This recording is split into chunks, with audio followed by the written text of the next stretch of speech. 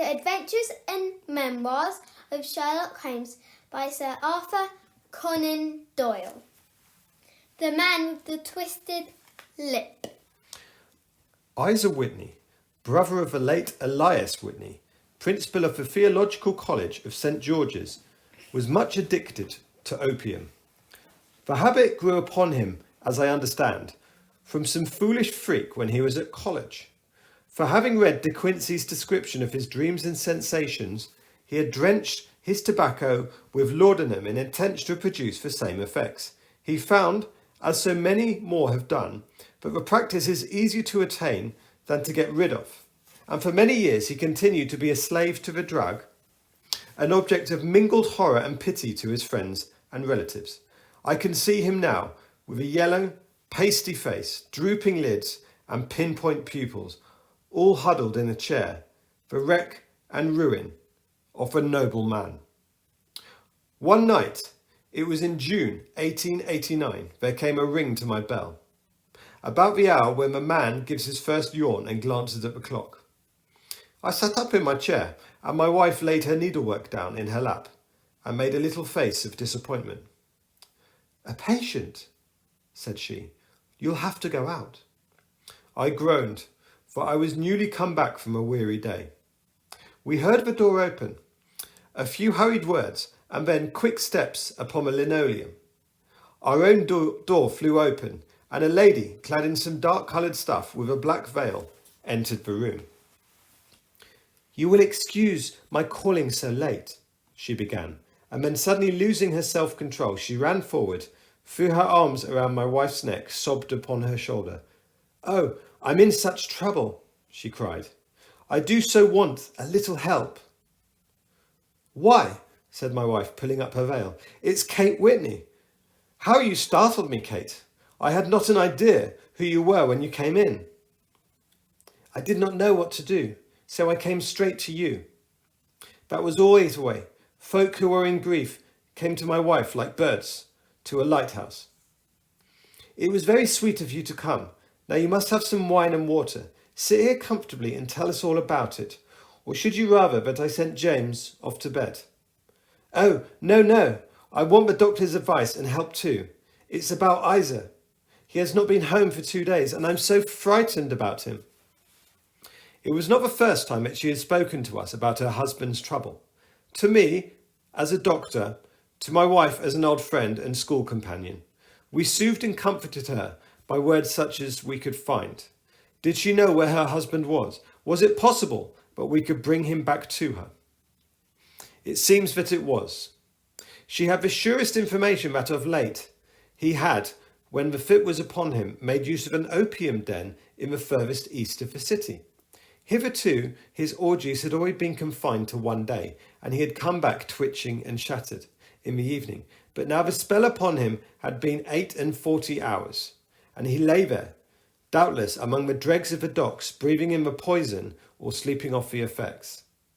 There he was to be found, she was sure of it, at the Bar of Gold in Upper Swaddon Lane. But what was she to do? How could she, a young and timid woman, make her way into such a place and pluck her husband out among the ruffians who surrounded her?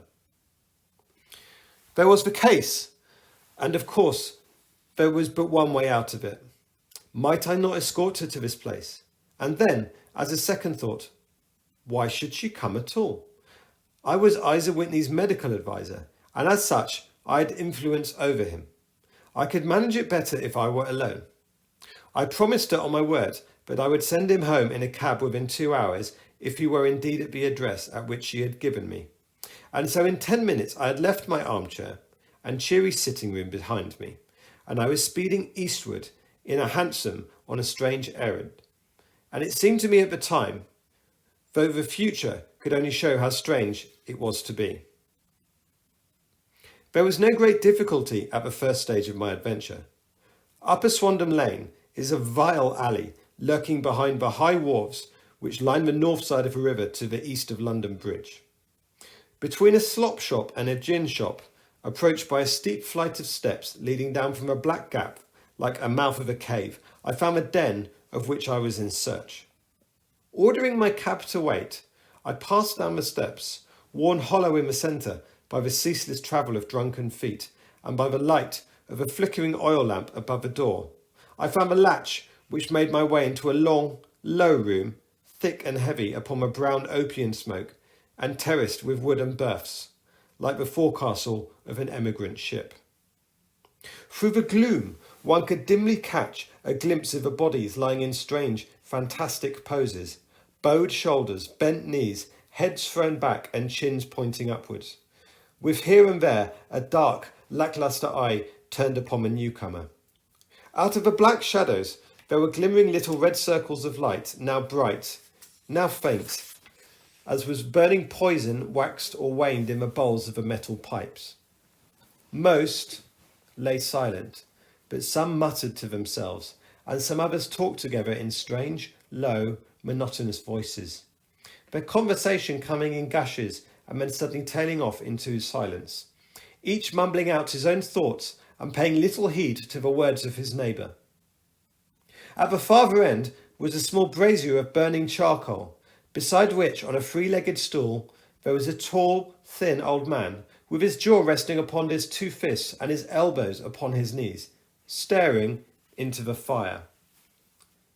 As I entered, a sallow Malay attendant had hurried up with a pipe for me and a supply of the drug, beckoning me to an empty berth. "Thank you, I have not come to stay," said I. "There is a friend of mine here, Mr. Isa Whitney, and I wish to speak to him." There was a movement and an exclamation from my right, and peering through the gloom I saw Whitney, pale, haggard and unkempt, staring out at me. "My God, it's Watson," said he. He was in a pitiable state of reaction, with every nerve in a twitter. "I say, Watson, what o'clock is it?" "Nearly 11. Of what day?" "Of Friday, June 19th. "Good heavens, I thought it was Wednesday." "It is Wednesday. What do you want to frighten a chap for?" He sank his face onto his arms and began to sob in a high treble key. "I tell you that it is Friday, man. Your wife has been waiting 2 days for you. You should be ashamed of yourself." "So I am, but you've got mixed, Watson, for I've only been here a few hours. 3 pipes, 4 pipes, I forget how many, but I'll go home with you. I wouldn't frighten Kate, my poor little Kate. Give me your hand. Have you a cab?" "Yes, I have one waiting." "Then I shall go into it, but I must owe something. Find what I owe, Watson. I am all off colour. I could do nothing for myself." I walked down the narrow passage between the double row of sleepers, holding my breath to keep out the vile, stupefying fumes of a drug, and looking out for the manager. As I passed the tall man who sat by the brazier, I suddenly felt a pluck at my shirt, and a low voice whispered, "Walk past me, and then look back at me." The words fell quite distinctly upon my ear. I glanced down. They could have only come from the old man at my side, and yet he sat now as absorbed as ever, very thin, very wrinkled, bent with age, an opium pipe dangling down between his knees as though he had dropped it in sheer lassitude from his fingers. I took 2 steps forward and looked back. It took all my self-control to prevent me from breaking out into a cry of astonishment. Had I turned his back so that none could see him but I, his form had filled out, his wrinkles were gone, his dull eyes had regained their fire, and there, sitting by the fire, grinning at my surprise, was none other than Sherlock Holmes. He made a slight motion to me to approach him, and instantly, as he turned his face half round to accompany once more, subsided into a doddering, loose-lipped senility. "Holmes," I whispered, "what on earth are you doing in this den?" "As low as you can," he answered. "I have excellent ears. If you would have a great kindness to get rid of that sottish friend of yours, I should be exceedingly glad to have a little talk with you." "I have a cab outside." "Then pray send him home in it. You may safely trust him, for he appears to be too limp to get into any mischief. I should recommend you also send a note by the cabman to your wife to say that I have thrown in your lot with me. If you will wait outside, I shall be with you in 5 minutes. It was difficult to refuse any of Sherlock Holmes's requests, for they were always so exceedingly definite and put forward with such a quiet air of mastery. I felt, however, that when Whitney was once confined in a cab, my mission was practically accomplished. And for the rest, I could not wish anything better than to be associated with my friend in one of those singular adventures which were the normal condition of his existence. In a few minutes I had written down my note, paid Whitney's bill, led him out to the cab, and seen him driven through the darkness. In a very short time, the decrepit figure had emerged from the opium den and was walking down the street with Sherlock Holmes. For 2 streets he shuffled along with a bent back and an uncertain foot. Then, glancing quickly around, he straightened himself out and burst into a hearty fit of laughter. I suppose, Watson, that you imagine that I've added opium smoking to cocaine injections and all the other little weaknesses on which you favoured me with your medical views. I was certainly surprised to find you there, but not more so than I to find you. I came to find a friend, and I to find an enemy. An enemy? Yes, one of my natural enemies, or shall I say my natural prey. Briefly, Watson, I am in the midst of a very remarkable inquiry, and I had hoped to find a clue in the incoherent ramblings of these sots, as I've done before now. Had I been recognised in that den, my life would not have been worth an hour's purchase, for I've used it before now for my own purposes, and the rascally lascar who runs it has sworn to have vengeance upon me. There is a trapdoor at the back of that building and near the corner of Paul's Wharf, which could tell me some strange tales about what has passed through it upon moonless nights. What? You do not mean bodies? Aye, bodies, Watson.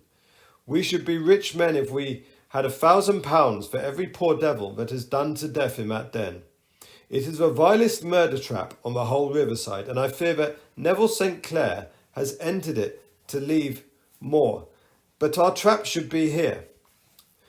He put his 2 forefingers between his teeth and whistled shrilly, a signal which was answered by a similar whistle from a distance, followed shortly by the rattle of wheels and the clink of horses' hoofs. Now, Watson, said Holmes, as a tall dog-cart dashed up through the gloom, throwing out 2 golden tunnels of yellow light from its side lanterns. You'll come with me, won't you? If I can be of use. Oh, a trusty comrade is always of use, and a chronicler still more so. My room at the Cedars is a double-bedded one. The Cedars? Yes, that is Mr. St. Clair's house. I am staying there while I conduct the inquiry. Where is it then? Near Lee in Kent. We have a 7-mile drive before us. But I am all in the dark. Of course you are. You know all about it presently. Jump up here. All right, John, we shall not need you. Here's £0.50. Look out for me tomorrow about 11. Give her her head. So long then. He flicked the horse with his whip, and we dashed away through the endless succession of sombre and deserted streets, which widened gradually until we were flying across a broad, balustraded bridge with a murky river flowing sluggishly beneath us. Beyond lay another dull wilderness of bricks and mortar, its silence broken only by the heavy, regular footfall of a policeman or the songs and shouts of some belated party of revellers. A dull wrack was drifting slowly across the sky, and a star or 2 twinkled dimly here and there through the rifts of the clouds. Holmes drove in silence, with his head sunk upon his breast, and the air of a man who was lost in thought, while I sat beside him, curious to learn what this new quest might be which seemed to tax his powers so sorely, and yet afraid to break in upon the current of his thoughts. When we had driven several miles, and we were beginning to get to the fringe of a belt of suburban villas, when he shook himself, shrugged his shoulders, and lit his pipe with the air of a man who has satisfied himself that he is acting for the best. You have the grand gift of silence, Watson, he said. It makes you quite invaluable as a companion. 'Pon my word, it is a great thing for me to have someone to talk to, for my own thoughts are not over pleasant. I was wondering what I should say to this dear little woman tonight when she meets me at the door. You forget that I know nothing about it. I shall have just enough time to tell you the facts of the case before we get to Lee. It seems absurdly simple, and yet somehow I can get nothing to go upon. There's plenty of thread, no doubt, but I can get the end of it in my hand. Now, I'll state the case clearly and concisely to you, Watson, and maybe you can see a spark where all is dark to me. Proceed then. Some years ago, to be definite, in May 1884, there came to Lee a gentleman, Neville St. Clair his name, who appeared to have plenty of money. He took a large villa, laid out by the grounds very nicely, and lived generally in good style. By degrees he made friends in the neighbourhood, and in 1887 he married the daughter of a local brewer, by whom he now has 2 children. He had no occupation, but was interested in several companies and went into town as a rule in the morning, returning by the 5:14 from Cannon Street every night. Mr. St. Clair, who is now 37 years of age, is a man of temperate habits, a good husband, a very affectionate father, and a man who is popular with all who know him. I may add that his whole debts at the present moment, as far as we've been able to ascertain, amount to £88, and while he has 220 standing to his credit in the Capital and Counties Bank. There is no reason, therefore, to think that money troubles have been weighing upon his mind. Last Monday, Mr. Neville St. Clair went into town rather earlier than usual, remarking, before he started, that he had 2 important commissions to perform, and that he would bring his little boy home a box of bricks.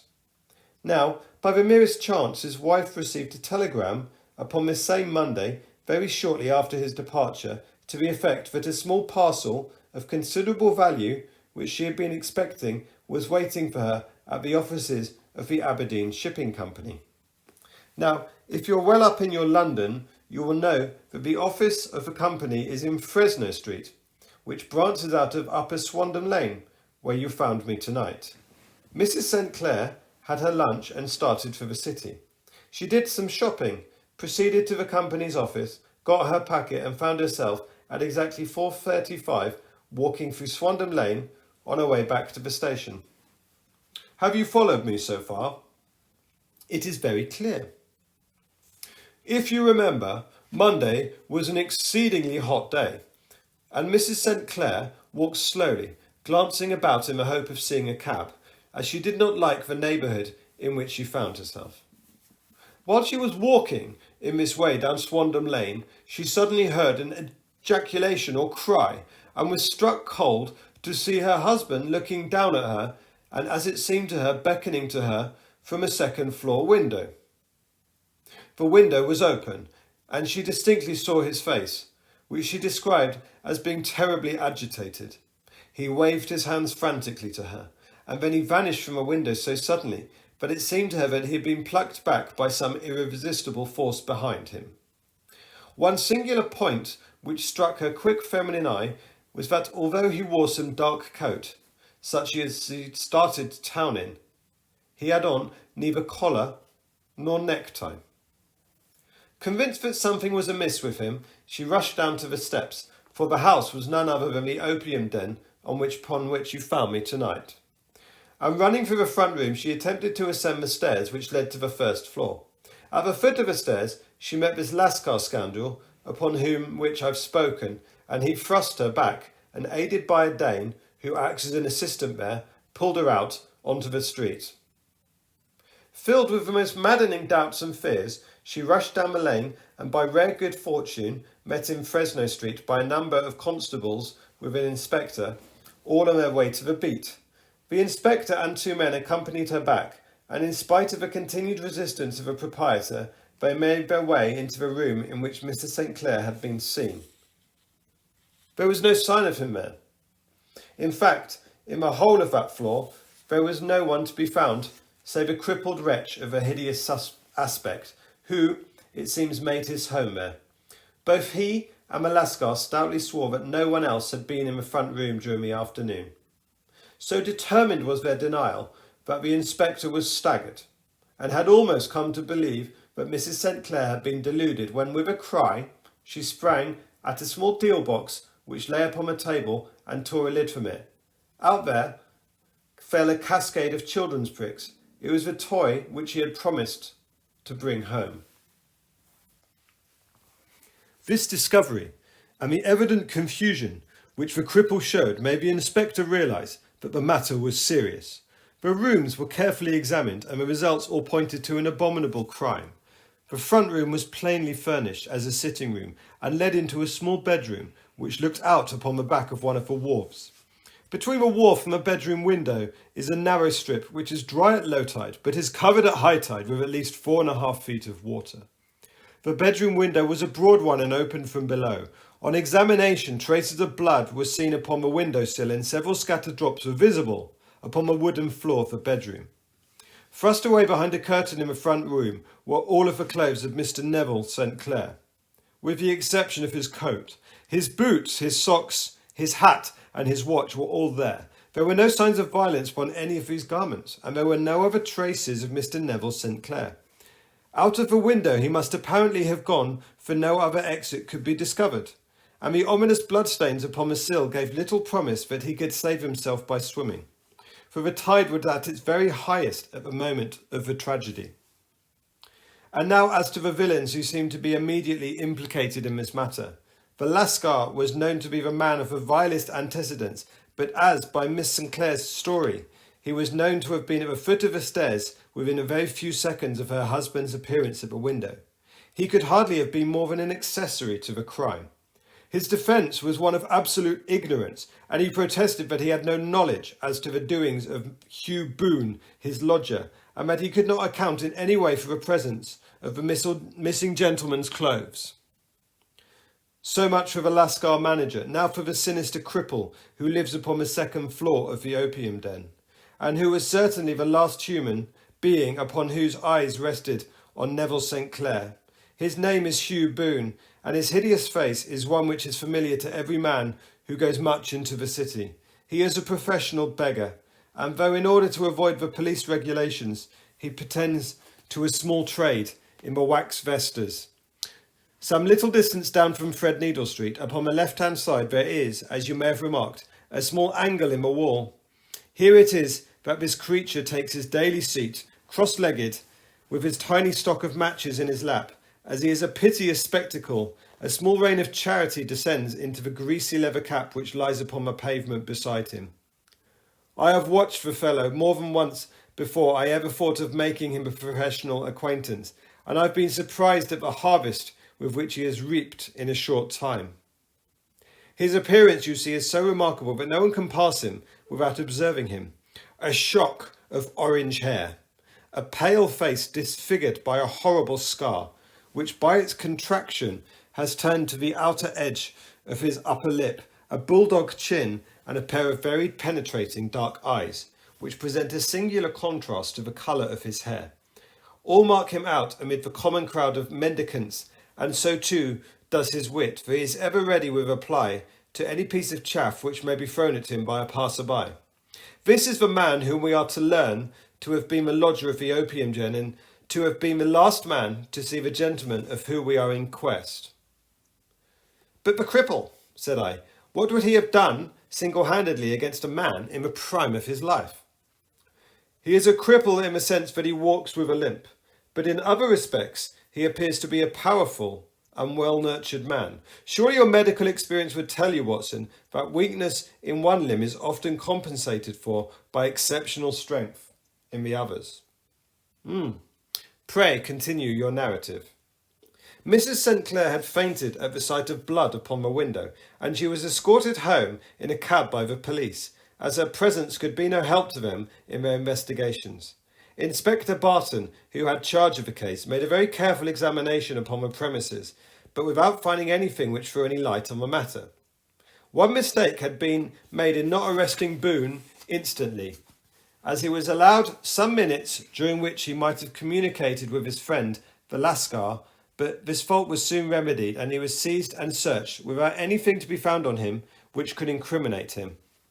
There were, it is true, some bloodstains upon his right shirt sleeve, but he pointed to his ring finger, which had been cut near the nail, and explained that the bleeding came from here, adding that he had been at the window not long before, and the stains which had been observed there doubtless came from the same source.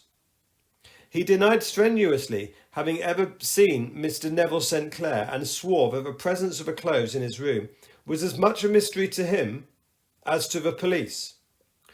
As to Mrs. St. Clair's assertion that she had actually seen her husband by the window, he declared that she must have been mad or dreaming. He was removed, loudly protesting, to the police station, while the inspector remained upon the premises in the hope that the ebbing tide might afford some fresh clue. And it did, though they hardly found upon the mudbank what they feared to find.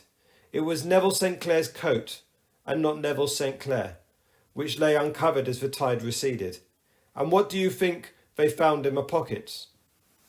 I cannot imagine. No, I don't think you would guess. Every pocket was stuffed with pennies and halfpennies, 421 pennies, 270 halfpennies. It was no wonder that it had not been swept away by the tide. But a human body is a different matter. There was a fierce eddy between the wharf and the house. It seemed likely enough that the weighted coat had remained when the stripped body had been sucked away into the river. But I understand that all the other clothes were found in the room. Would the body be dressed in the coat alone? No, sir, but the facts might be met speciously enough. Suppose that this man Boone had thrust Neville St. Clair through the window. There is no human eye which could have seen the deed. What would he do then? Of course, it would instantly strike him that he must get rid of the telltale garments. He would seize the coat, and then in the act of throwing it out, when would it occur to him that it would swim and not sink? He had little time, for he has heard the scuffle downstairs, and when the wife tried to force her way up, and perhaps he'd already heard from his Lascar confederate that the police were hurrying up the street. There was not an instant to be lost. He rushes to some secret hoard, where he has accumulated the fruits of his beggary, and he stuffs all the coins upon which he can lay his hands into the pockets to make sure of the coat's sinking. He throws it out, as he'd have done the same with the other garments, had he not heard the rush of steps below, and only just had time to close the window when the police appeared. It certainly sounds feasible. Well, it would take you as a working hypothesis for the want of better. Boone, as I've told you, was arrested and taken to the station, but it could not be shown that there had ever been anything against him. He had been for years known as a professional beggar, but his life appeared to be very quiet and an innocent one. There was the matter that stands as present, and the question to which needs to be solved. What Neville St. Clair was doing in the opium den, what happened to him when there, where he is now, and what Hugh Boone had to do with his disappearance, are all as far from a solution as ever. I confess that I cannot recall any case with my experience which looked at the first glance so simple, and yet which presented so many difficulties. While Sherlock Holmes had been detailing the singular series of events which had been whirling through the outskirts of a great town, until the last straggling houses had been left behind, we rattled along with a country hedge upon either side of us. Just as he finished, however, we drove through two scattered villages, where a few lights still glimmered in the windows. "We are on the outskirts of Lee," said my companion. "We have touched on 3 English counties in our short drive, starting in Middlesex, passing over an angle of Surrey and ending in Kent. See the light among the trees? That is the Cedars, and beside the lamp sits a woman whose anxious ears have already, I have little doubt, caught the clink of our horses' feet." "But why are you not conducting this case from Baker Street?" I asked. "Because there are many inquiries which must be made out here. Mrs. St. Clair has most kindly put 2 rooms at my disposal, and you may rest assured that she will have nothing but a welcome from my friend and colleague. I hate to meet her, Watson, but when I have no news of her husband. Here we are. Whoa! There. Whoa!" We pulled up in front of a large villa which stood within its own grounds. A stable boy had run out to the horse's head, and springing down, I followed Holmes upon the small winding gravel drive which led to the house. As we approached, the door flew open, and a little blonde woman stood in the opening, clad in some sort of mousseline de soie, with a touch of fluffy pink chiffon at her neck and wrists. She stood with her figure outlined against the flood of light, one hand upon the door, one hand raised in her eagerness, her body slightly bent, her face and head protruded with eager eyes and parted lips, and a standing question mark. "Well," she cried, "well," and then seeing that we were two of us, she gave a cry of hope, which sank into a groan as she saw that my companion shook his head and shrugged his shoulders. "No good news?" "None." "No bad?" "No." "Well, thank God for that. But come in, you must be weary, for you have had a long day."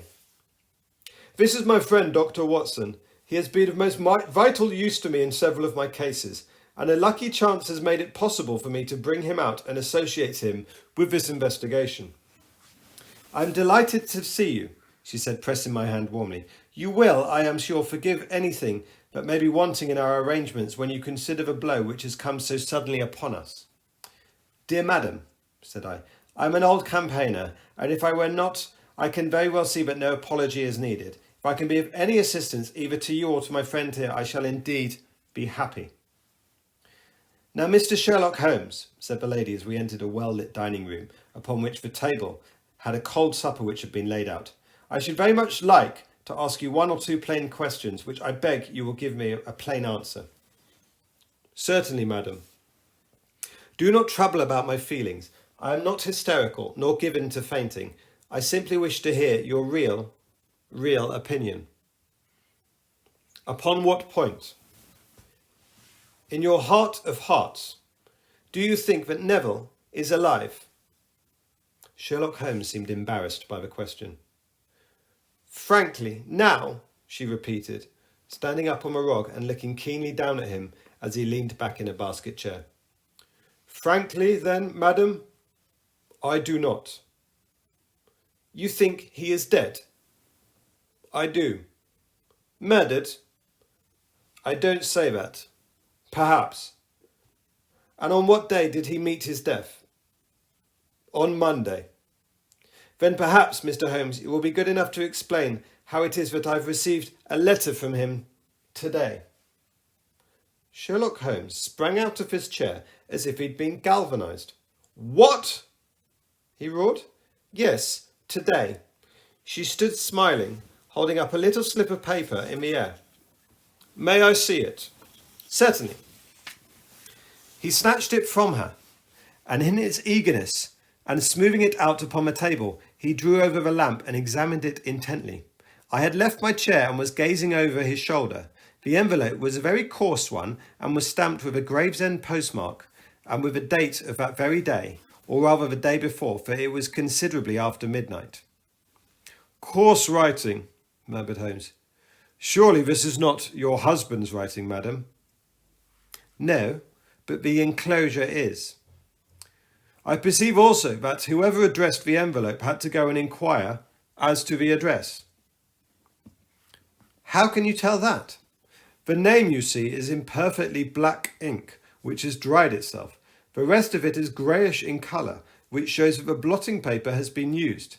If it had been written straight off, then blotted, none of it would be anything other than a deep black shade. This man has written his name, and then there's been a pause before he's written the address, which can only mean that he was not familiar with it. It is, of course, a trifle, but there is nothing so important as trifles. Let us now see the letter.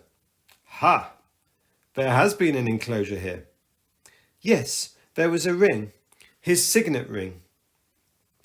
"And you are sure that this is your husband's hand?" "One of his hands."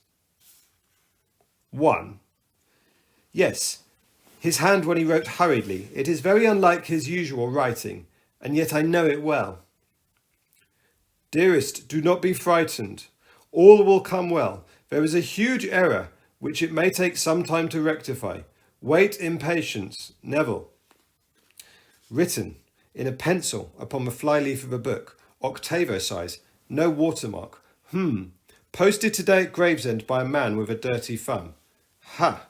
And the flap has been gummed, if I am very much not in error, by a person who has been chewing tobacco. "And you have no doubt that this is your husband's hand, madam?" "None. Neville wrote those words." "And they were posted today at Gravesend?" Well, Mrs. St. Clair, the clouds lighten, though I should not venture to say that the danger is over. But he must be alive, Mr. Holmes. Unless this is a very clever forgery to put us on the wrong scent, the ring, after all, proves nothing. It may have been taken from him. No, no, no, it is. It is his very own writing. Very well. It may, however, have been written on Monday and only posted yesterday. That is possible. If so, much may have happened between. Oh, you must not discourage me, Mr. Holmes. I know that all is well with him. There is so keen a sympathy between us, but I should know if evil came upon him. On the very day that I saw him last, he had cut himself from a bedroom, and yet I in the dining room rushed upstairs instantly with the utmost certainty that something had happened. Do you think that I would respond to such a trifle and yet be ignorant of his death? I have seen too much not to know that the impression of a woman may be more valuable than the conclusion of an analytical reasoner. And in this letter you certainly have a strong piece of evidence to corroborate your view. But if your husband is alive and able to write letters, why should he remain away from you? I cannot imagine. It is unthinkable. And on Monday he made no remarks before leaving you? No. And you were surprised to see him at Swandam Lane? Very much so. Was the window open? Yes. Then he might have called to you. He might. He only, as I understand, gave an inarticulate cry. Yes. A call for help, you thought? Yes, he waved his hands. But it might have been a cry of surprise. Astonishment at the unexpected sight of you might have caused him to throw up his hands. It is possible. And you thought he was pulled back. Well, he disappeared so suddenly. He might have leaped back. You did not see anyone else in the room. No, but this horrible man confessed to having been there, and the lascar was at the foot of the stairs. Quite so. Your husband, as far as you could see, had his ordinary clothes on. But without his collar or tie, I distinctly saw his bare throat. Had he ever spoken of Swandam Lane? Never. Had he ever shown any signs of having taken opium? Never. Thank you, Mrs. St. Clair. Those are the principal points about which I wish to be absolutely clear. We shall now have a little supper and then retire, for we may have a very busy day tomorrow. A large and comfortable, double-bedded room had been placed at our disposal, and I was quickly between the sheets, for I was weary after my night of adventure. Sherlock Holmes was a man, however, who, when he had an unsolved problem upon his mind, would go for days, even a week, without rest, turning it over, rearranging his facts, looking at it from every point of view until he had either fathomed it or convinced himself that his data was insufficient. It was soon evident to me that he was now preparing for an all-night sitting. He took off his coat and waistcoat, put on a large blue dressing gown, and then wandered about the room collecting pillows from the bed and cushions from the sofa and armchairs. With these he constructed a sort of eastern divan, upon which he perched himself cross-legged, with an ounce of shag tobacco and a box of matches laid out in front of him. In the dim light of a lamp I saw him sitting there, an old briar pipe between his lips, his eyes fixed vacantly upon the corner of the ceiling. The blue smoke curling up from him, silent, motionless, with the light shining upon his strong-set aquiline features. So he sat as I dropped off to sleep. And so he sat, when a sudden ejaculation caused me to wake up, and I found the summer sun shining into the apartment. The pipe was still between his lips, the smoke still curled upwards, and the room was full of dense tobacco haze, but nothing remained of the heap of shag which I had seen upon the previous night. "Awake, Watson?" he asked. "Yes." "Game for a morning drive?" "Certainly." "Then dress. No one is stirring yet, but I know where the stable boy sleeps, and we shall soon have the trap out."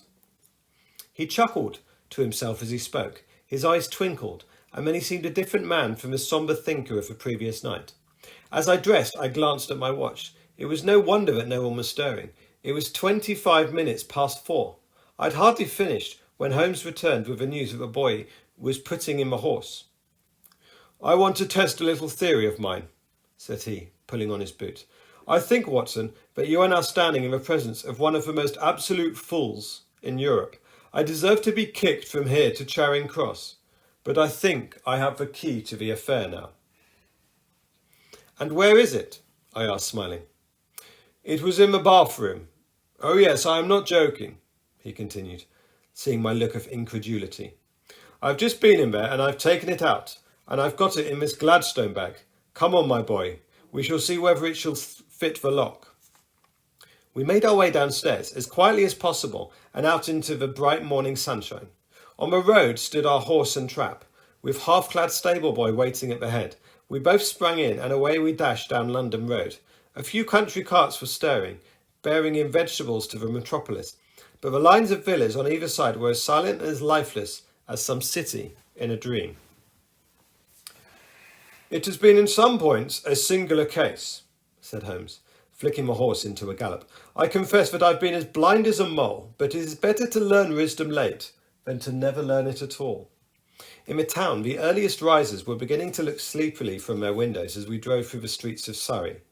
Passing the Waterloo Bridge Road, we crossed over the river, dashing up Wellington Street, and we wheeled sharply to the right and found ourselves in Bow Street. Sherlock Holmes was well known to the force, and the two constables at the door saluted him. One of them held the horse's head while the other led us in. Who is on duty?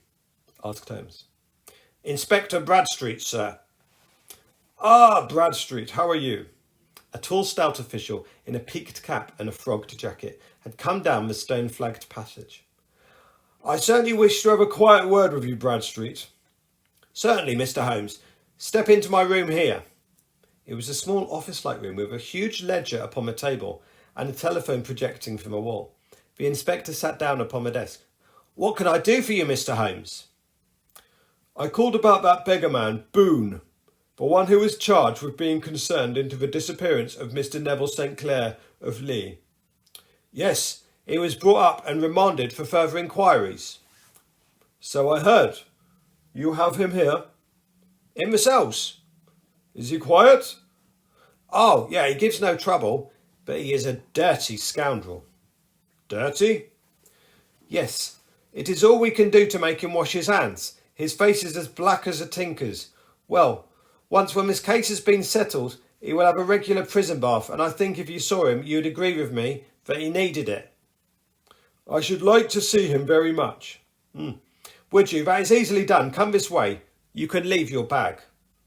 No, I think that I'll take it. Very good. Come this way, if you please. He led us down a passage, opened a barred door, past a winding stair, and brought us to a whitewashed corridor with a line of doors on each side. The third on the right is his, said the inspector. Here it is. He quietly shot back a panel in the upper part of the door and glanced through. He's asleep. You can see him very well. We both put our eyes into the grating. The prisoner lay with his face towards us in a very deep sleep, breathing slowly and heavily. He was a middle-sized man, coarsely clad, as became his calling, with a coloured shirt protruding through the rent in his tattered coat. He was, as the inspector had said, extremely dirty, but his grime which covered his face could not conceal its repulsive ugliness. A broad wheal from an old scar ran right across it from eye to chin, and by its contraction had turned one side of the upper lip so that 3 teeth were exposed in a perpetual snarl. A shock of a very bright red hair grew low over his eyes and forehead. He's a beauty, isn't he? Said the inspector. He certainly needs a wash. I'd an idea that he might. I took the liberty of bringing me the tools with me. He opened the Gladstone bag as he spoke and took out, to my astonishment, a very large bath sponge. You're a funny one, chuckled the inspector. Now, if you will have the great goodness to open the door very quietly, we shall soon make him cut a much more respectable figure. Well, I don't know why not. He doesn't look a credit to the Bow Street cells, does he? He slipped in his key to the lock, and we all very quietly entered the cell. The sleeper half turned and then settled down once more into a deep slumber. Holmes stooped to the water jug, moistened his sponge, and then rubbed it twice vigorously down on the prisoner's face.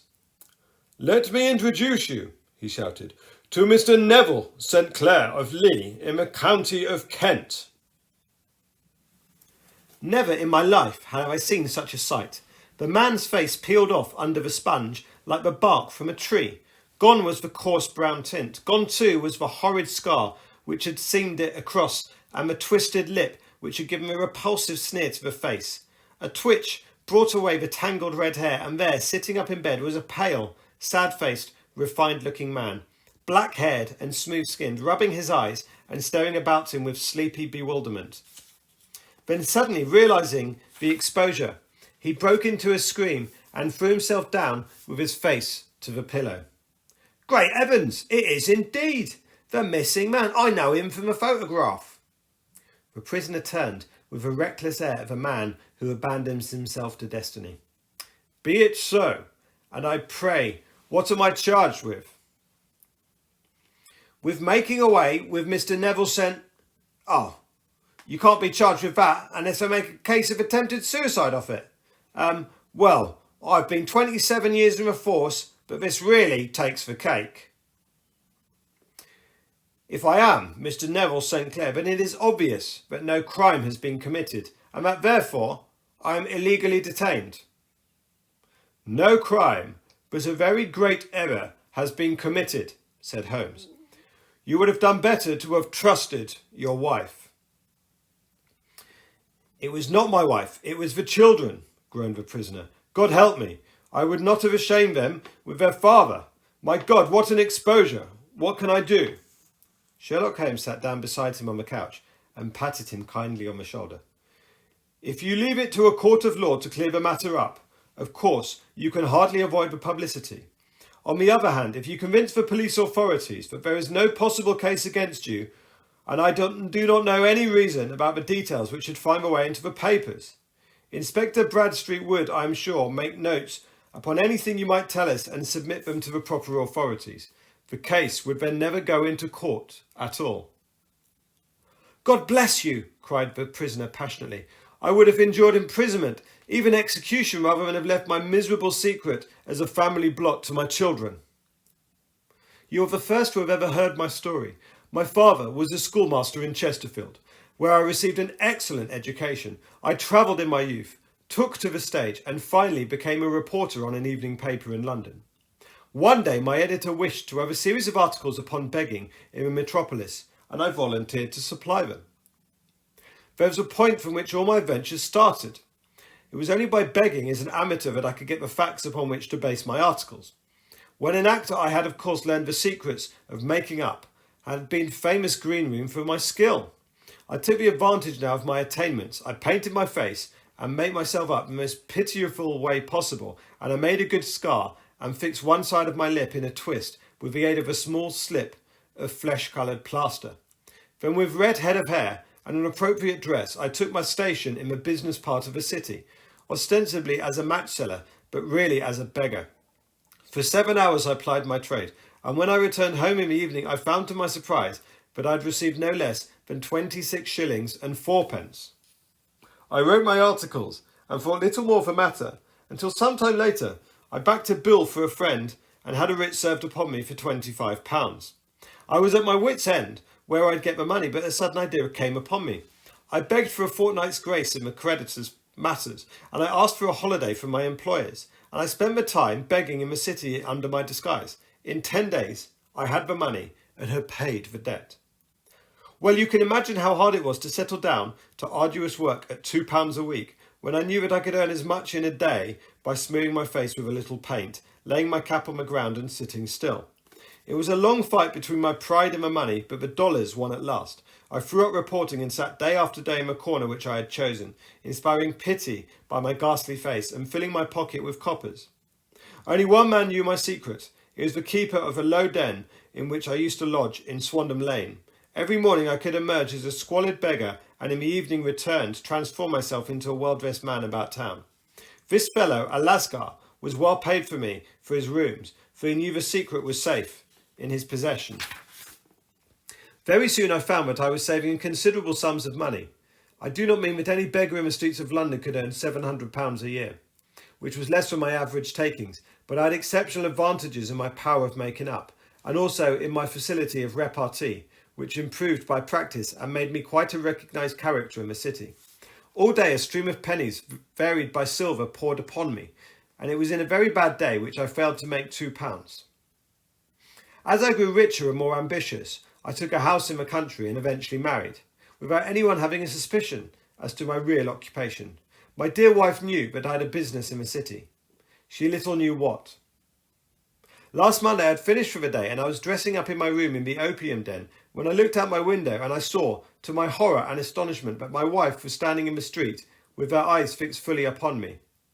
I gave a cry of surprise and threw up my arms to cover my face and rushed to my confidant the Lascar, entreating him to prevent anyone from coming up to me. I heard her voice downstairs, but I knew that she could not ascend. Swiftly I threw off my clothes and pulled on those of a beggar and put on my pigment and wig. Even a wife's eyes could not pierce for complete disguise. But then it occurred to me that they might search for room and that my clothes might betray me. I threw open a window, reopening by my violence a small cut which I had inflicted on myself in the bedroom that morning. Then I seized my coat, which was weighted by the coppers which I had just transferred into it from a leather band in which I carried my takings. I hurled it out the window and it disappeared into the Thames. Other clothes would have followed, but at the moment there was a rush of constables at the stairs, and in a few minutes after that I confessed to my relief that instead of being identified as Mr. Neville St. Clair, I was arrested as his murderer. I do not know that there was anything else for me to explain. I was determined to preserve my disguise as long as possible, and hence my preference for a dirty face. Knowing that my wife would be terribly anxious, I slipped off my ring and confided in it to the Lascar at the moment when no constable was watching me, together with a hurried scrawl telling her that she had no cause to fear. "That note only reached her yesterday," said Holmes. "Good God, what a week she must have spent." "The police have watched this Lascar," said Inspector Bradstreet, "and I can quite understand that he might find it difficult to post a letter unobserved. Probably he handed it to some sailor customer of his who forgot about it for some days." That was it," said Holmes approvingly. "I have no doubt of it. But have you ever been prosecuted for begging?" "Many times. But what was the fine to me?" "It must stop here, however," said Bradstreet. "If the police are to hush this thing up, there must be no more of Hugh Boone."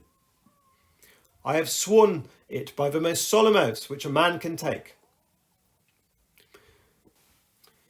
"In that case, I think it is probable that no further steps may be taken. But if you are found again, then all must come out. I am sure, Mr. Holmes, that we are very much indebted to you for having cleared the matter up. I wish I knew how you reach your results." "I reached this one," said my friend, "by sitting upon 5 pillows and consuming an ounce of shag. I think, Watson, that if we drive to Baker Street, we shall be just in time for breakfast."